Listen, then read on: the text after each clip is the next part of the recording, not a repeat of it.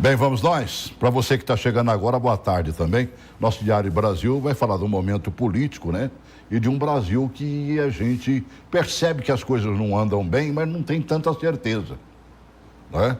E para isso eu pensei bem, vou trazer aqui, vamos falar de política, um cientista político, né? Mas eu precisava de alguém que olhasse também sociologicamente falando. E aí eu falei, bom, por que não Rócio Barreto? É o companheirão de sempre. Muito obrigado, Seja bem-vindo Celso. mais uma vez, viu? Obrigado por atender o convite, Rócio. Muito obrigado, é sempre um prazer poder estar aqui com vocês. Obrigado, Yuri, obrigado a você de casa que nos dá essa audiência maravilhosa para que a gente possa debater temas relevantes e sempre recorrentes, né? No nosso país, na nossa cidade e na nossa vida, o que é mais importante. O Celso falou aí do alto índice de desemprego na juventude. Isso é muito triste porque isso faz com que os jovens comecem a pensar diferente e entram num ritmo diferente. Vai ser um ótimo debate. É o que mata, né? Exatamente. Meu Deus do céu. Quando você vê a nossa juventude aí também mergulhada no setor aí fazendo o que não deve, aí você tem uma bela explicação. Você não dá a escola que presta. Você não permite o cidadão estudar e trabalhar, porque não tem trabalho para todo mundo. No nosso tempo, o cidadão, quando pegava uma certa idade, depois dos 18 anos, você continuava estudando, mas dava um jeitinho brasileiro, rapidinho, de arrumar um trabalho também, para ajudar na sobrevivência, né? Tirando os filhos de papai, que tinha dinheiro demais e tudo mais, mas até eles, na verdade, para fazer parte da turma, acabavam buscando um trabalho. E hoje, 30% de desemprego para meninada até 25 anos de idade, é caso de polícia, viu? Por isso que eu chamei um jurista aqui. Yuri Melo, mais uma vez, obrigado por ter vindo, Yuri. Muito obrigado, Celso. É uma satisfação estar aqui, professor Rócio, amigos e amigas telespectadoras, é um prazer, uma satisfação. Jurista lembra até polícia, né? Até mais ou menos, até que lembra, mas são diferentes, né? Na verdade, nós vivemos um caos no Brasil. E parece que o Brasil não consegue sair desse caos. E não consegue, não é necessariamente porque a população brasileira assim não o quer. É porque realmente não tem comando, não tem desgoverno. Gestão. Tem um desgoverno, um desequilíbrio. Desgoverno. Muito bem colocado. Teve um julgamento agora essa semana, e o desembargador Getúlio, do Tribunal de Justiça do Distrito Federal e Territórios, ele falou de forma bastante clara. A saúde, foi no ponto da saúde aqui, né? Poderia ir em qualquer outro ponto, mas eu vou usar as palavras dele aqui. A saúde do Distrito Federal está falida, e isso é sabido de todos nós. Ampliando a observação do ilustre desembargador do Tribunal de Justiça, eu diria que o Brasil está realmente falido, totalmente falido. A gente, né, o termo bíblico, eu amo esse termo, né? Ensina a criança do caminho que deve andar, quando for velha, não se desviará dele, né? Mas se a gente também não ensinar o adolescente, o jovem, a caminhar pelo mesmo caminho, você acaba criando a confusão aí que um dos dois aqui citou, né? Que ele pega o caminho torto, foi o Rócio que falou isso, né? Como sociólogo, melhor do que ninguém, ele sabe que esse é uma realidade que a gente não pode fugir dela. Mostre os números da OIT, Organização Internacional do Trabalho, órgão das Nações Unidas. Coloque aí. O índice de desemprego entre jovens no Brasil é 2 vezes maior que a média internacional e equivale ao dos países árabes, que estão entre os maiores do mundo. Das mais de 190 economias avaliadas pelo órgão da ONU, apenas 36 apresentam situação pior que a do Brasil para os jovens. Segundo os dados da Organização Internacional do Trabalho, a taxa brasileira de desemprego entre os jovens era de 14% em 1991 e caiu para 11% em 1995, seu ponto mais baixo. Depois subiu para 26% em 2003 e voltou a cair para 16% entre 2004 e 2014. Mas com a crise econômica, o índice disparou e atingiu 20% em 2015 e pulou para 27% em 2016, ano do impeachment da ex-presidente Dilma Rousseff. Com base nessa progressão, a OIT prevê que em 2017 o desemprego entre jovens no Brasil deve ficar em 29,9%. No mundo, a previsão para 2017 é que o índice mais baixo seja registrado nos Estados Unidos e Canadá, 10%. Na Europa, o desemprego entre jovens, que chegou a 23% em 2013, deve fechar o ano em 18%. Ross estava lembrando ali, você prestou atenção naquelas datas ali, né? Você comentou 2003, Fernando Henrique. Fernando Henrique. Mas também teve um pulo no governo Lula também. Pulo no governo Lula, caiu um pouquinho, agora está... Dilma também cresceu. Também. E agora com 29,9 na minha terra é 30. Exatamente. Está indo para lá, situação meia feia, né? Crítica, assim. Tanto desemprego, professor, que parece que ali no gráfico a seta ia sair, assim, né? O gráfico não coube a quantidade de desemprego na análise da terra.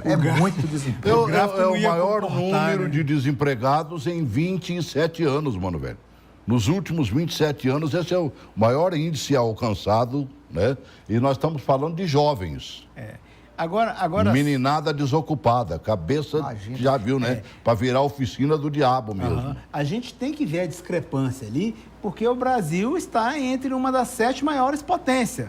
E o Brasil empata no desemprego correspondente a 30 outras unidades de 190 da federação avaliada. Então, o Brasil perde para 160. 160 países estão melhor do que o Brasil com relação ao emprego para jovens.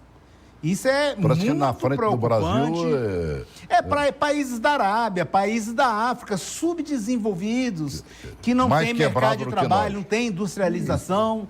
Não tem pecuária nem agricultura. O nosso país poderia ser um campo maior para isso daí. E para isso a gente precisa trazer investimentos, melhorando a educação, melhorando transporte, melhorando saúde, que com tudo isso daí viriam os investimentos e, consequentemente, o emprego.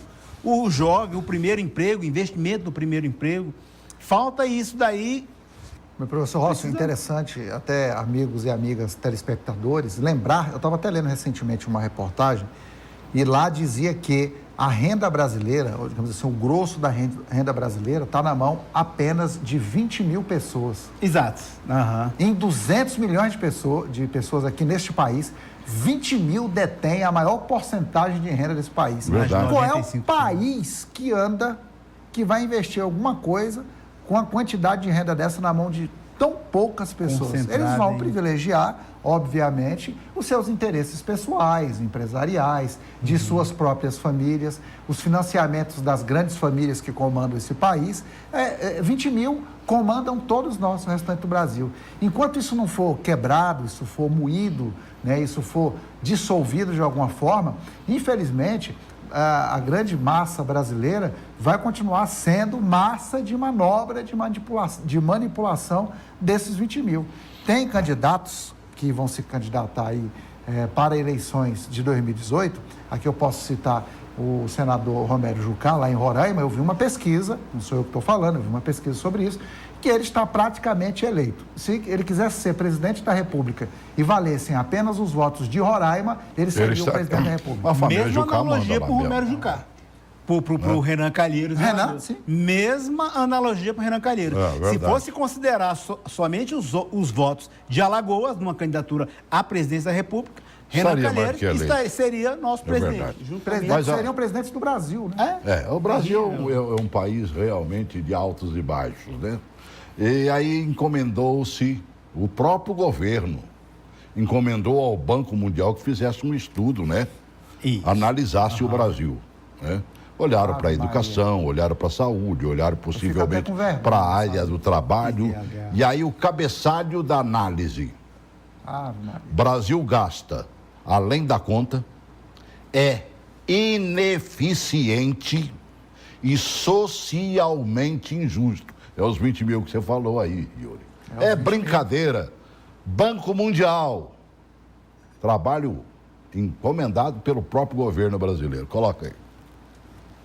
A educação foi uma das áreas apontadas como grande desperdício da máquina pública. Segundo o Banco Mundial, seria possível reduzir 1% dos gastos do PIB só nesse setor. O relatório, o Banco Mundial, encomendado pelo governo brasileiro, citou como exemplo as universidades federais do Brasil e apontou que 65% dos alunos que frequentam o ensino superior público pertencem ao grupo dos mais ricos, enquanto o restante dos alunos é de baixa renda, algo qualificado como extremamente injusto. Uma das soluções sugeridas pelo Banco Mundial seria cobrar mensalidade das universidades públicas, como a Universidade Federal de Mato Grosso do Sul.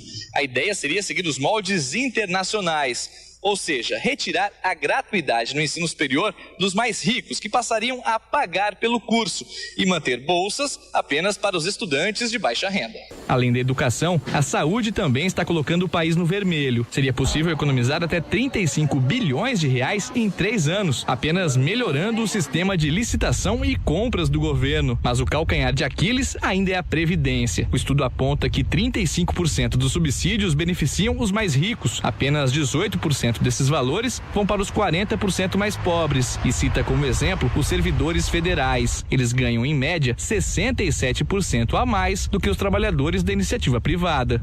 Se essas áreas fossem reformuladas, o país poderia economizar até 8,3% do PIB, equivalente a mais ou menos 500 bilhões de reais por ano até 2026, segundo o diretor do Banco Mundial para o Brasil, Martin Reiser. A estabilização do gasto público sempre é um desafio político que precisa de amplo diálogo, mas o Brasil já está no caminho desse diálogo. O que se coloca é uma adequação de redução de gastos e não de melhoria de qualidade. O que a população intenta, e a população mais do que intenta, necessita, é a melhoria da qualidade daquele serviço prestado pelo governo. E o que mais? É terrível, né?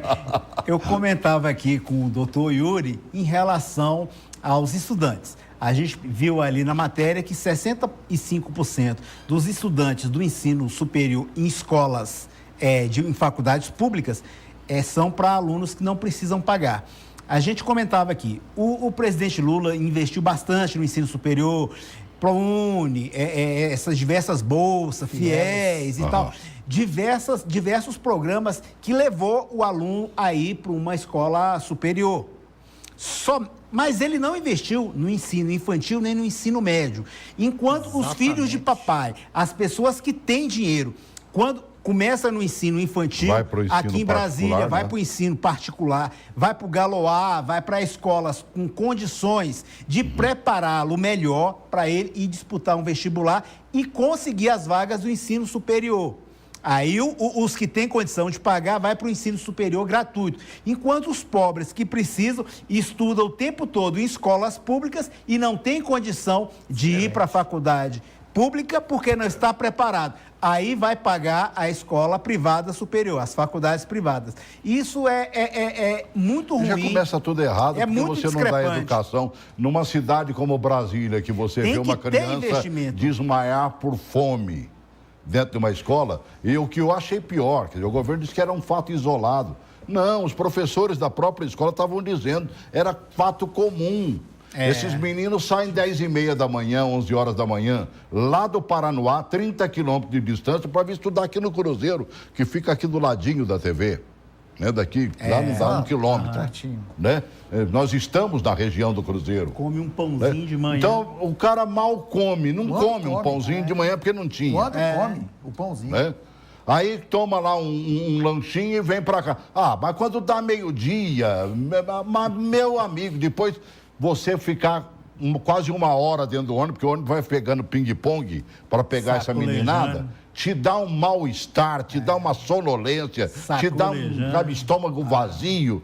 Pelo amor de Deus, é a prova, sabe, inconteste de que nós não tratamos bem a nossa criançada. Principalmente, né? A educação E o governo infantil. Dizendo que era um fato isolado. Não é isolado, não. Ainda bem, eu estava vendo o jornal de hoje, né? Colégio recebe reforço no lanche. Correio Brasiliense dizendo, após o desmaio de um aluno de 8 anos, a escola classe 8 do Cruzeiro passa a ter 2 refeições diárias. Né? Cá para nós, deixa eu fazer um elogio. Excelente escola classe. Excelente. Dá um ensino de primeira grandeza. Tão equivalente quase a uma escola particular. É verdade. Entendeu? Só não faz igual a escola particular porque não tem lá dentro a parafernália eletrônica que a escola particular tem.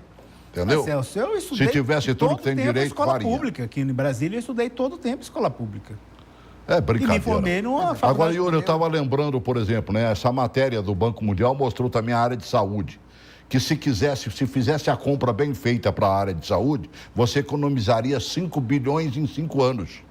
Me lembrei de uma propaganda política eleitoral que teve agora. Lamentavelmente, não me lembro o município e não me lembro do prefeito, de que partido foi, mas tomei nota. Ele num pequeno município, ele só de gerenciar as compras e tudo mais, fazer a coisa e para que todo mundo visse, ele economizou 5 milhões. Você sabe que isso representa para um pequeno município. É quase a verba de um ano todinho, né, mano, velho? Até porque muitos só têm acesso ao fundo de participação dos municípios, Exato. né? Uhum. Então não tem como, não tem indústria, não tem receita como para poder gerar isso. Pois é, a situação eu fico com vergonha, de verdade, quando eu vejo um tipo de matéria como essa. E, por outro lado, o governo tentando passar e enganar a população brasileira que está tudo bem, que só resolver a Previdência está ótimo, que criando uma legislação trabalhista diferenciada vai resolver o problema do Brasil. E não vai resolver absolutamente nada, muito pelo contrário. É como se fosse um refis da incompetência e da gestão estatal atual. Ou seja, ele parcela a incompetência mais para frente. Então, a gente vive essa situação realmente envergonhosa. Você falou ali outra questão da saúde, eu queria lembrar a questão dos salários dos servidores públicos. O Brasil não tem condições de pagar esses altos salários que se pagam. 50 mil para juiz, 60 mil para deputado, 80 mil para analista, ou 20, ou 10, que seja. O Brasil é um país pobre. O dinheiro que se paga, esses salários, vem exatamente da população brasileira na compra e no gasto. Por isso que aumenta a todo então, dia os impostos e é para cima da gente. Não adianta insistir. É uma linha. Você vê que a economia seria de 500 bilhões com relação a salários? Por que um trabalhador que bate carimbo na iniciativa privada ganha um percentual e o mesmo que bate carimbo na iniciativa pública ganha 67% a mais? Aí não há bolso que aguente. É verdade. Você viu o caso do Rio Grande do Sul. 70% da receita é para pagar folha. Para pagar folha, mas isso é quase o Brasil inteiro, mano. Federal, é quase em todos os municípios brasileiros. Exato. Lamentável. Não dá para E aí você olha, por exemplo, uma belíssima cidade do interior paulista, Votuporanga, né? Professor é preso por cometer um abuso em sala de aula. Aí você já pensa, poxa, deve ter sido um abuso terrível, né? Pedofilia e tudo mais. Você vai ver que não, mas depois de um minutinho. Mas fica ligadinho, porque vale a pena ver essa matéria. Mas vale mesmo, principalmente pelo final dela. 1 minuto e a gente volta. Terrível, rapaz. Terrível. O professor é preso porque mostrou contra-cheque. Os peludos falassem assim, não é porque ele mostrou o documento para o aluno. Aí pensava besteira. É verdade. Só o documento. Simplesmente. Rapaz, eu gostei do jogo. Mostrou o documento. Você fala assim. Ele mostrou o documento. Você fala assim, menino. porque ele mostrou o documento pro menino. Só isso. Como é que é? E ele vai esperar? Ele vai esperar? Regionalização da saúde. Era preciso fazer. Nós estamos fazendo. Voltou Rondônia, Uma triste realidade. O governo de Rondônia gostou de nós aqui. Porque esses negócios são pagos, né? Ou é de graça? É tipo um jabá. É um dinheiro que entra para a televisão. E esse, por incrível que pareça, veio espontaneamente do governo de Rondônia. Porque a televisão pega muito bem lá. Porque lá tanto tem a Gênesis como tem a Boas Novas. Então, pronto. Pega em outro Rapaz, país, eu né? tive lá, as pessoas te conhecem, sabem quem você é. É mesmo. Verdade. Rondônia, né? Eu prometi uma matéria logo em seguidinha, mas o Martim ligou pra gente e está esperando, né? Tomara que tenha permanecido ligado. Martim, boa tarde. Rio de Janeiro, né, amigo? Alô? Pois não, querido. Alô? Pode falar. Alô? Oi, tô ouvindo. Boa tarde. Boa tarde. Eu tô vendo aqui na televisão essa programação e tô dando meus parabéns aí a vocês, entendeu? Porque a população brasileira está precisando dessas informações. E essas informações que estão sendo dadas agora, no momento, principalmente, está favorecendo muito o conteúdo de raciocínio de cada um. Pensar e pensar. Tá certo. Tá bem, Martins. Martim, né? Terminou? Desligou? Não, que pena, né? Eu gosto que a pessoa... Né? Um grande abraço para o senhor, né? Olha, lamentavelmente, nem tudo você vê. Essa matéria, por exemplo, do Banco Mundial, eles mostraram nas outras emissoras aí, pelo que eu acompanhei, só a parte da educação. E não falaram que era um estudo, ninguém teve coragem de citar, por exemplo, né, que o Banco Mundial disse que o Brasil é um país que gasta além da conta, que é ineficiente e socialmente injusto. Ninguém falou isso, entendeu? Mas é o que foi dito, caramba. Né? Assim como você não viu em praticamente emissora aberta nenhuma, a matéria que nós vamos mostrar agora. Ela é de uma TV a cabo, Multishow, JS, né? Mostrando o que aconteceu com um professor, né? É lógico que primeiro eles fizeram um suspensozinho, cometeu um abuso, né? Eu diria que ele mostrou um documento, né, para o aluno e tudo mais, mas coloque aí, mas preste atenção na verdadeira coisa que aconteceu, sabe? Em verdade, eu vos digo. Coloca aí.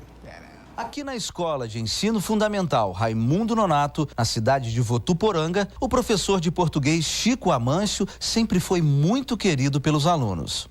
Ele era o preferido dos pais e dos alunos. Todos aprendiam a lição e tiravam notas boas. Mas o que será que fez o professor Chico para parar atrás das grades e ter a sua licença cassada pelo Ministério da Educação? A diretora da escola foi uma das que mais se surpreendeu com a notícia trazida por um pai de aluno. Veio um pai de aluno na minha sala, né, dizendo que o filho dele havia chegado em casa em estado de choque, que tinha visto uma coisa muito inapropriada, né, para a idade dele. E a gente averigou e realmente o Chico tinha mostrado. Você pode dizer pra gente o que é? Eu prefiro que você pergunte pro delegado. Ele mostrou o contra-cheque na sala de aula. Foi isso, ele abriu a bolsa, mostrou o contra-cheque para os alunos de R$ 875, sem o menor pudor. Uma das crianças desmaiou na hora. Ele foi autuado por atentado gravíssimo ao pudor. Um dos pais mais indignados é Maurício Seixas, que é pai do Juliano. Ele esfregou o contra-cheque dele de professor no rosto do meu menino, de 10 anos. Então imagina, né? Uma criança dessa vai crescer o quê? Revoltada. Então para ele, eu quero cana, né? Que ele vá pro Chilindró. É isso que eu quero. Se for condenado, o professor Chico poderá escolher entre ficar preso ou dar aulas de graça durante 1 mês. E ele já fez essa escolha. Fiz minhas contas e preferi ficar preso. Com o salário que eu ganho, eu não consigo me alimentar direito. Pelo menos aqui, a minha comida está garantida. Rapaz, isso é fim de mundo. É, realmente. É o fim de mundo, isso aqui. Não tem juiz em Votuporanga, não tem promotor de justiça em Votuporanga. Mesmo, olha, ele merece talvez, pelo fato de ter esfregado o contra-cheque no rosto do menino. Mas cá pra nós, quem ganha 855 mil reais por mês, eu tô falando em mil reais ainda, né? Não tô cometendo um erro, são reais. Porque mil reais era dinheiro forte. Era ou não era, Rossi? Era, velho. Entendeu? O Yuri não lembra desse tempo. Princípio da insignificância. Qual é o menino? Realmente, a criança ficou triste e desmaiou mesmo. Quando viu o salário do professor e comparou com o salário que o pai ganha em casa, desmaiou. Como é que esse professor vive O cara amado pelos pais, pelos alunos, e aí vai parar atrás das grades? Não tem defensoria pública lá em Votuporanga? Será que o Ministério realmente caçou Celso, o direito de dar aula desse professor? A reportagem ficou assim um pouco inuviada. Eu acho que tem alguma informação ali em sentido figurativo. As informações não estão em sentido literal. Eu sei lá, cara, mas vem cá, eu só pego 855 mil reais para você dar aula para menino da idade que ele estava dando realmente ali. É de fazer numa cidade maravilhosa como Votuporanga, no interior de São Paulo. Realmente. Os municípios paulistas são todos muitíssimo bem de situação, sabe? Não tem município pobre em São Paulo, não tem. Não tem. E o governo de São Paulo presta atenção a esses municípios. Então é brincadeira. Mas deve ser mesmo uma coisa nesse sentido, porque, pelo que parece, já foi fixada a medida alternativa. E o juiz deu o opcional. Então é menor potencial ofensivo mesmo. Ou ele ficar preso ou dar aula 1 mês grátis. É verdade. Não, mas então, agora... realmente é aquilo. Não, para isso... Mas só também, né, mano, velho? Mas se ele se ele como professor foi cassado pelo Ministério, como é que ele vai continuar dando aula? Tem esse detalhe. Eu acho que eu vou mandar você para lá, Yuri. Pode me chamar, que eu vou lá para Votuporanga e defender o professor. E tirar esse rapaz da cadeia. Né? Não vou mandar agora, a Yuri vai fazer uma cirurgia. Não, Celso, agora a gente não posso mandar ele. Agora a gente assistindo essa reportagem aí e colocando, entendendo o salário do professor baixo, que isso aí é uma manifestação para que ele fosse ouvido, para que ele saísse da invisibilidade e entrasse no conhecimento das pessoas, a gente vê que foi sensacional, que valeu a pena essa matéria, inclusive essa opção dele pela medida alternativa de ficar os 30 dias preso, porque ali aí ele ainda fez uma manifestação. Eu prefiro ficar aqui porque eu tenho direito à condição de sobrevivência básica e o que eu ganhava não me dava condição de ter tudo que eu tenho aqui. Foi uma manifestação e foi um sacode no governo, exatamente. Possivelmente ele é funcionário da prefeitura. Dá uma sacudidela para a gente entender um pouco melhor isso daí. Vou tentar entrar em contato com essa TV a cabo, Multishow JS, primeiro pela coragem dela de mostrar uma matéria dessa que ninguém mais mostrou, né? E eu até não fiz contato, né? Tive dificuldade em achar o contato deles, né, para pedir permissão para usar a matéria e tudo mais. Mas eu falei, não, uma coisa dessa eles vão me perdoar de estar usando espontaneamente. Até porque já estava na internet também. Na internet. Já estava rodando pelos WhatsApp da vida aí, eles vão que até foi como chegou para a gente aqui essa matéria. Mas a verdade é o seguinte, quando o povo quer, as coisas acontecem. Se amam esse professor, como dizem, né, que gostam dele, que tomem também uma posição em favor dele aí. E esse menininho deve ter, para esfregar o papelzinho na cara dele, deve ter falado uns impropérios pro professor também, né? Feito uma baguncinha aí, pelo amor de Deus. Ô, Gilberto, boa tarde, querido. Gilberto, do Rio também, né, Gilberto? Boa tarde. Boa tarde. Pois não, boa tarde, fica à vontade. Boa tarde. Eu vejo muito comentário político a respeito da humanidade que vivemos hoje em dia, e eu vejo que nenhum cidadão engraçado, tem o poder de instruções que nós governos, até governo federal, depois da partida, porque a situação do nosso país é muito fácil. Simplesmente eu estou fazendo um peito firme na vida desse partido, entendeu? Botando trabalhando todo mundo para trabalhar, tem que dar prisão, aqui é custo nosso dinheiro. Então é fácil solucionar o problema, mas não vejo nenhum com a ideia suficiente para solucionar os problemas. O que foi a Alemanha fez contra Deus, entendeu? Na época daquela guerra, usando todo mundo sendo vigiado nas torres de comando com metralhadora. Então, estamos aí, botando o partido na cadeia e saindo pelo fundo, e as coisas continuam do mesmo jeito. A solução é fazer um campo dentro, botar a mecânica botar ela para trabalhar ali, ficar privado ali, bota a família ali, também dá trabalho, e trabalha esse mundo, essa coisa ridícula que estamos vivendo. Tá bem, querido. Tem país aí que está no evento e o país brasileiro, o governo brasileiro não toma nenhuma atitude. Verdade. Entendeu? A solução é essa. A situação retifica esse bandido todo, jogando na casa trabalhando em Campo Aberto, milhares de torre de comando de exército, para poder, então, fugiram, ele escapou, mas não, tira na terra, ele tomar um pouco de vergonha. Tá bem. Tá bem. Eu agradeço muito a sua ligação, viu? Obrigado. Tá bravo, hein? Não, mas não é para menos isso. Não tem como não ficar, as pessoas hoje no Brasil estão angustiadas. Porque você não vê ações realmente eficazes. Você vê um governo falando o tempo todo em previdência e dizendo que o rombo é milionário, né? Milhões e milhões. Que tudo vai ficar bom, né? Tudo não vai, não sei o quê. Aí agora você ouve o presidente da República dizendo, não, vai ser enxutinha, vai ser do jeito que dá e tudo mais, porque a pressão é violenta, está mexendo com o povo.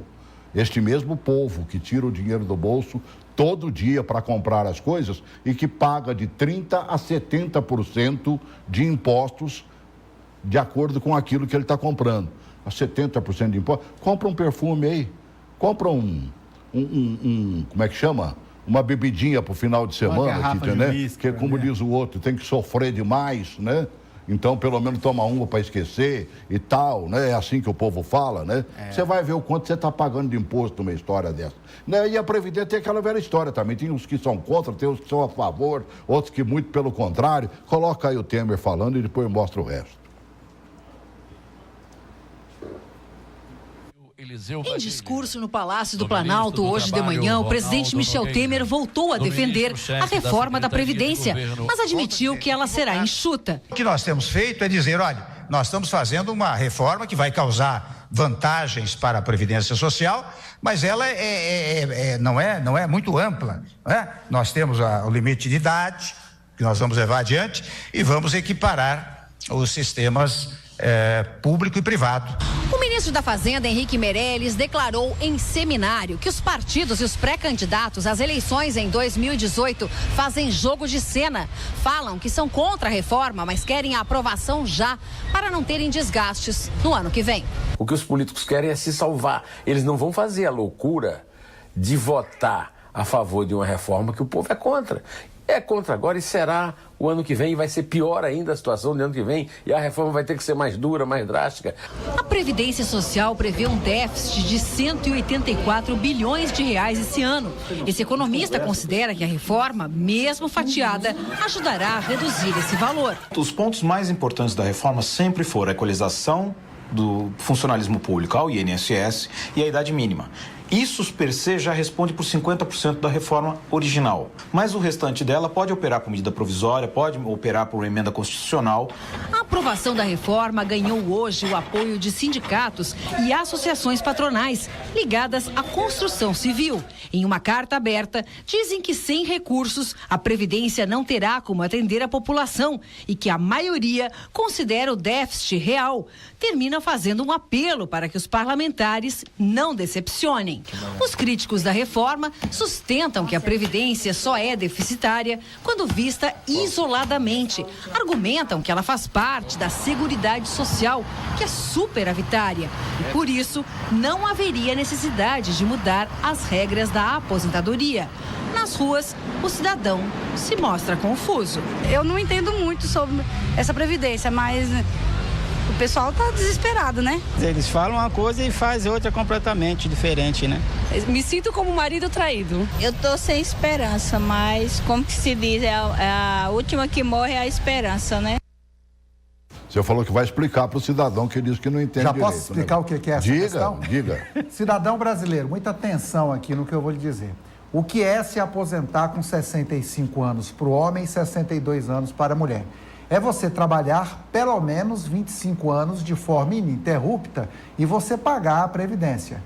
Eu lhes pergunto, quem é nesse país que trabalha 25 anos de forma ininterrupta, sem ser demitido, sem justa causa, que vai conseguir completar esse período de 25 anos, chegando aos 65 para se aposentar? Eu só vejo essa perspectiva do servidor público, que não pode ser demitido. Agora, o servidor privado, ele trabalha 5 anos hoje, fica desempregado mais 1 ano, 3 anos depois ele arranja outro emprego. Quando ele chegar aos 65 anos, ele tem 20 anos de carteira assinada, tem que trabalhar mais 5, mais 6, mais 7. Resumindo, se chegar aos 65, ele vai morrer, pagou a Previdência e não vai jamais ver qualquer tipo de aposentadoria. Não, é simples isso. Sem contar que está embutido ali, começa com 62 anos como mínimo para mulher e 65 para homem. Mas haverá uma progressividade, não é, Rosa? E aí, 20 anos depois, sabe qual será a idade mínima? 72 para as mulheres e 75 para os homens. 7,2 para as mulheres, 7,5 para os homens. E o camarada coitado dessa meninada de agora. Defende o funcionário público aí. Eu gostei daquilo que você falou. Outro detalhe. O governo compara o servidor público que ganha mais e o servidor da iniciativa privada, que tem que igualar. Mas ele tem que colocar nessa questão aí e explicar direitinho que não é o servidor público, o carteiro, como disse o professor Yuri, o agente administrativo ali que ganha 4 mil, 5 mil, até 10 mil reais, não é esse servidor público, esse analista que trabalha. O que causa toda essa confusão é procurador, é juiz, que tem o teto de 33 mil, 34 mil, o teto, só que outras recebe coisas 70, 80, entra no contra-cheque. 150. Exatamente, que não estão incluídas no teto. E o salário dele chega a 70, 80, 100 mil reais. Servidor público de empresa estatal que não tem teto, que passa de 70, 80 mil. Aqui no Distrito Federal a gente tem. Começa pelo Congresso Nacional, que gasta uma fortuna em incalculável para funcionar. São esses entendeu? funcionários públicos que E aí eu fico olhando, por exemplo, o que o Banco Mundial falou ao Brasil, né? Só nas compras você economiza 5 bilhões, né? Para a saúde brasileira, se fizer a coisa como manda o figurino. Será que não economizaríamos também essa fortuna incalculável que a gente paga para aquela cidade? É uma verdadeira cidade. Exatamente. Câmara e Senado, realmente ali tem gente tropeçando em gente. Queriam até construir um shopping. Mas ali, será que precisava todo mundo trabalhando lá dentro daquele Exatamente. Será que não fazendo uma racionalização ali, melhorando, fazendo outras metodologias, será que seria necessário todo mundo? Será que não está inchada? Os cargos comissionados, tudo isso é incluído no servidor público. Não dá para fazer essa conta. Esses milionários que ganham altíssimo salário no serviço público brasileiro ainda acham que ganham pouco. O maior exemplo que nós temos disso foi recentemente, as senhoras viram, a ministra Luiz Linda, ministra desembargadora aposentada, né, lá do Ministério dos Direitos Humanos, que disse que ganhava um salário que beirava a escravidão com 30 mil reais. Então ela precisava dobrar e ir para 60 mil para sair desse salário escravidão. Ela falou isso de forma escrita. Então quem ganha 900 reais é o quê, meu Deus? É o quê? É verdade. Mas é boa mesmo, é a briga que está acontecendo nesse Brasil, né? Entre Ministério Público, entre Polícia Federal, entre juízes e desembargadores, que batem de frente com o próprio Ministério Público também, procuradores e outras cocitas mais, né? Por exemplo, o Janot já deu troco no novo diretor da Polícia Federal, chamando o Segovia de pau-mandado do governo. Ontem também, né? Lá na CPI mista da Friboi, lá da JBS, procuradores também foram alvos de críticas. Quer ver? Começa pela reunião de ontem e depois mostra o Janot aí. Coloca, por favor. Na audiência pública de hoje da CPI mista da JBS, entre os convidados estava o ex-ministro da Justiça no governo Dilma, Eugênio Aragão, que fez críticas às delações premiadas ao Ministério Público e ao coordenador da Força Tarefa da Lava Jato, Deltan Dallagnol. O Ministério Público, rigorosamente, não devia ter espaço para os Dallagnóis. Não deveria ter espaço para o herói do eu sozinho. A comissão já se reuniu 14 vezes e ouviu 15 pessoas. Senadores e deputados apuram os detalhes da negociação da delação premiada com os donos e executivos da JBS. O acordo foi uma das principais bases para as denúncias contra o presidente Michel Temer. Rodrigo Janot acusou a comissão de ter como objetivo atingir o Ministério Público. Esse promotor de justiça também faz restrições à CPI. Nós temos que tomar alguns cuidados quando uma comissão parlamentar é instaurada com um determinado objetivo e ela se desvirtua, inclusive para investigar e desconstruir métodos de trabalho de uma outra instituição importante da República, como é o Ministério Público. O ex-procurador da República, Marcelo Miller, é um dos investigados. Ligado a Janot, ele é acusado de orientar os empresários da JBS no acordo de delação antes de deixar a procuradoria. Em seguida, Miller foi trabalhar no escritório contratado pelos irmãos Batista. Traz um certo desconforto, evidentemente, a todos. E não acho, em absoluto, que não possa ser investigado. Os procuradores da República responsáveis pela Operação Lava Jato também entraram em rota de colisão com o novo diretor-geral da Polícia Federal. Na primeira entrevista concedida a jornalistas, Fernando Segovia afirmou que uma mala cheia de dinheiro nem sempre é um indício suficiente para configurar crime de corrupção. Hoje, o procurador Carlos Fernando Santos Lima reagiu à declaração. Pelo Facebook, perguntou: quantas malas de dinheiro são necessárias para o novo diretor da Polícia Federal? Rodrigo Janot também rebateu as críticas e chamou Segovia de pau-mandado do governo. Fernando Segovia foi escolhido pelo presidente Michel Temer, atendendo a um pedido da cúpula do PMDB. A nomeação teve o apoio do ministro da Casa Civil, Eliseu Padilha, e do ex-senador José Sarney. E aí, cara, essa briga existe mesmo? Parece nós temos um filme que está passando nos cinemas brasileiros, chama Liga da Justiça. Isso. Aí você tem a Mulher Maravilha, o Cyborg, o Super-Homem, tem o Hulk, o Thor, enfim. Parece isso. cada instituição representa um daqueles super-heróis. E a mídia em cima, né? Olha, o super-homem hoje foi ressuscitado. Nós da mídia gostamos de ver o circo pegar fogo, né, mano? Não, mas isso é bom. E quando não tem incêndio suficiente, a gente põe gasolina. Não, mas isso é isso que eu ia falar. Isso é bom, porque, de alguma forma, pelo menos está mostrando o trabalho que é feito. Mas o pensamento é que esse trabalho ele tem que ser feito não para a autopromoção pessoal de cada um daqueles membros que ali estão. Ele tem que ser feito para o Brasil.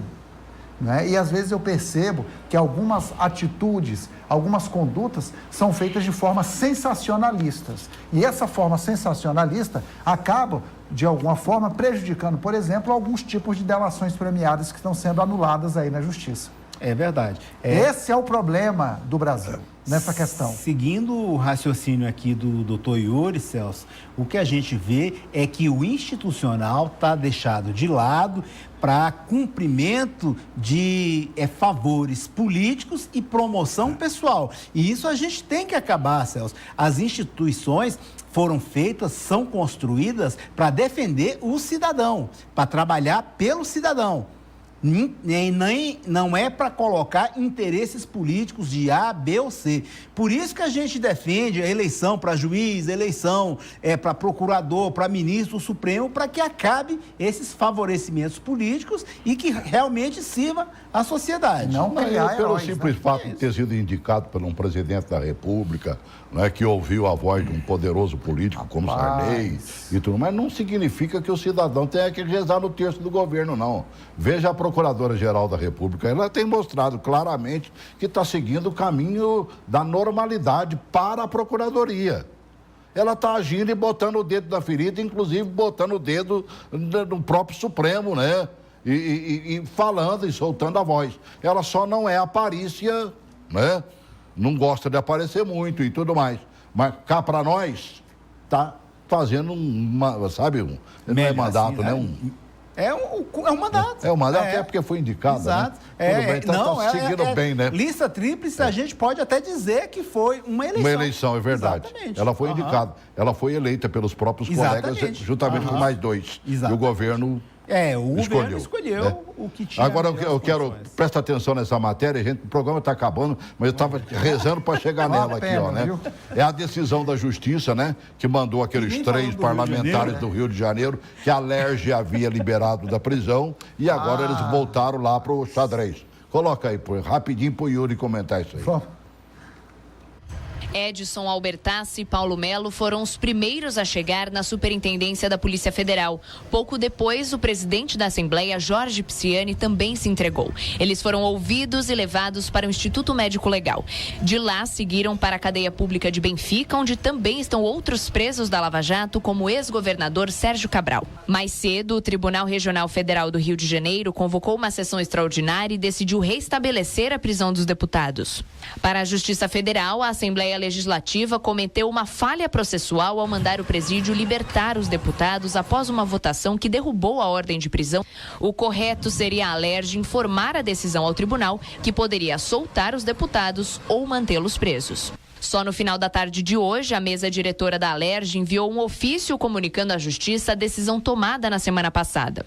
Porém, o tribunal informou que, a partir de agora, a defesa dos implicados precisará recorrer a instâncias superiores para tentar a libertação deles. Pisciani, Albertassi e Paulo Melo ficaram 24 horas presos entre quinta e sexta-feira passadas. Eles foram detidos na Operação Cadeia Velha, um desdobramento da Lava Jato. O trio é suspeito de usar a Alerj para favorecer empresários em troca de propina. Segundo o Ministério Público, só da Federação das Empresas de Ônibus do Rio de Janeiro, Jorge Pisciani teria recebido 77 milhões de reais.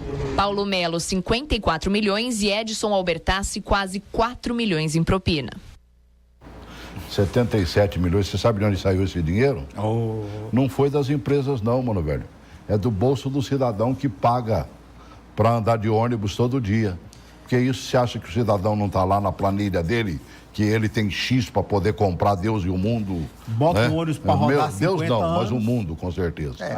Comente aí. O divertido da situação, se posso assim chamar de divertido, é o fato de uns deputados estaduais se reunirem, fecharem a Alerj, ninguém entra, aí eles decidem, aí pegam um ofíciozinho qualquer lá e manda pro soltar. o diretor do presídio solta. Isso é brincadeira. Isso é um verdadeiro afronta à justiça brasileira. Qual é o trâmite? É esse que foi dito na reportagem. Você tem que fazer o ofício, encaminhar à justiça e a justiça que vai fazer. A justiça manda ou não soltar, né? Soltura, é. Agora, como é que fica o filho do Pisciani, o Leonardo Pisciani, que é ministro dos esportes aqui da atual gestão Temer? Como é que fica a situação? Boa pergunta. Citado. Se o Rossi também, tiver uma resposta, você tem 30 segundos para dar a resposta. Ele foi citado também, Celso. Ele deveria dar uma explicação para a sociedade, inclusive os eleitores dele no Rio de Janeiro, porque ele é deputado federal, e pedir exoneração do cargo era o mínimo que ele poderia fazer nesse momento. E isso daí a gente poderia discutir também a questão da prisão do Garotinho, da Rosinha Garotinha, 3 ex-governadores do Rio presos e o governador atual citado em diversas delações. Forte abraço em cada um de vocês. Só um abraço para o povo de Rondônia, um grande abraço a vocês e para o povo do Rio de Janeiro também. Vamos com fé que a gente chega lá. Tudo bem. Por que não para todo o Brasil, né, mano? E para todo o Brasil. E por Hoje foi um especial. E para quem não, que também tem gente vendo a gente lá nos exteriores da vida. Nós estamos no mesmo satélite que distribui a Poderosa na Europa, viu, mano, velho? Olha que maravilha. É, verdade. Devagarzinho nós estamos chegando lá. No programa a gente apresenta tudo e mostra tudo. Tá bem. Obrigado. Obrigado. Eu só fico pensando, se somos 75 com 55, dá 130, né? Pobre do trabalhador do Rio de Janeiro, que paga uma passagem com certeza cara e no meio dela embutido o dinheiro da propina que esses caras, que os baratas da vida têm que comprar, né? Para poder continuar funcionando como querem, mandando no sistema de transporte coletivo. Não pense você que isso é coisa só do Rio de Janeiro. Se fizer um levantamento no transporte coletivo da sua cidade e da minha aqui, que é Brasília, que já começou errado, sabe, na hora das escolhas e tudo mais, fizeram uma falcatrua que até Deus duvida. É brincadeira. Temos que passar esse Brasil a limpo para não continuar sendo, como disse o Banco Mundial, gastão, ineficiente, socialmente injusto. Boa tarde.